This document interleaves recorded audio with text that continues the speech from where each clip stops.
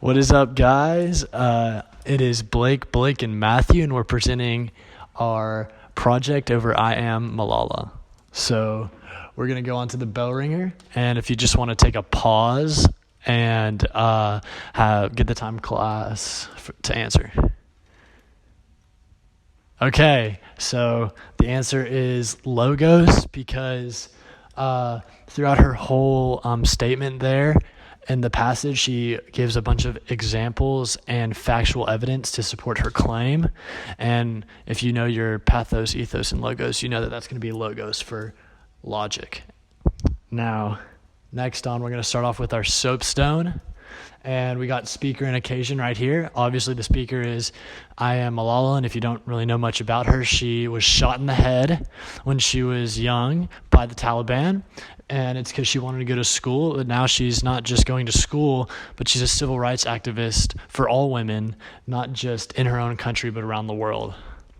And the occasion was how when she starts to talk about how they're the first Muslim country and that there's just a lot of fighting amongst brothers, you could say, is how she phrased it. And to back up this stance, she goes and uses logos and supplies facts about how her country started off in war with British and India separating, and I'm pretty sure it was 1947.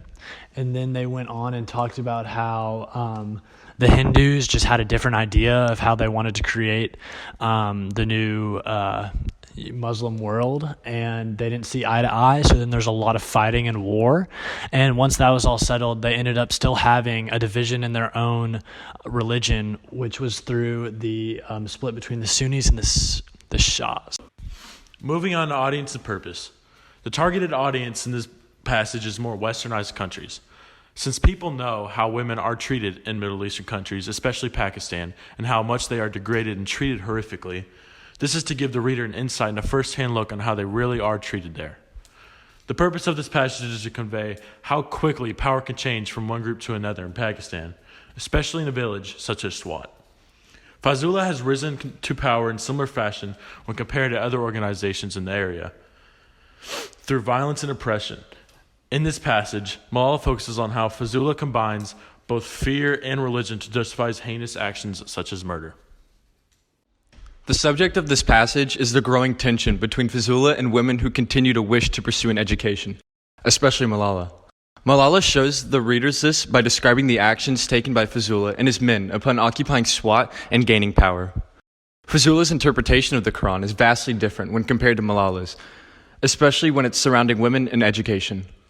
Fazula is quoted saying, "A girl's name has stopped going to school and will now go to heaven."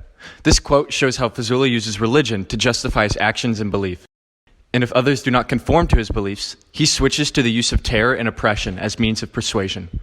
Malala describes the fear that she has to live during this time. Simple things such as a walk to school have become taxing and worrisome, an everyday action that no girl should have to walk in fear. Fear and violence can be found throughout this excerpt several times, such as when Malala describes the violent demonstration held by Fazula in a public area. Malala says that these men would kill people in power, such as policemen or anyone who oppressed his viewpoints. The further perpetuates the use of violence to instill fear into others to gain power. And now we'll move on to guided annotations. All right, now we're going to move on to the class discussion. And if you just take a few minutes to discuss what you've seen and learned throughout the presentation. Time for the exit ticket. On a piece of paper, write down a few sentences on an experience that you may have had that you can relate to Malala's.